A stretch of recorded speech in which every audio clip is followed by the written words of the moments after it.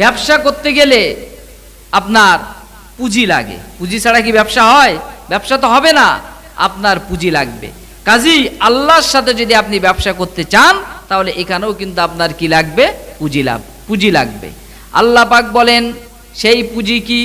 তুমিনুনা বিল্লাহি ওয়া রাসূলিহি ওয়া তুজাহিদুনা ফি সাবিলিল্লাহি বিআমওয়ালিকুম ওয়া আনফুসিকুম। আল্লাহ পাক বলেন এই ব্যবসার পুঁজি হলো তোমরা আল্লাহর প্রতি ঈমান নিয়ে আসবে, রসুলের প্রতি ঈমান আনবে, আর আল্লাহর রাস্তায় তোমরা সংগ্রাম করবে, জান এবং মাল দিয়ে তোমরা সংগ্রাম করবে।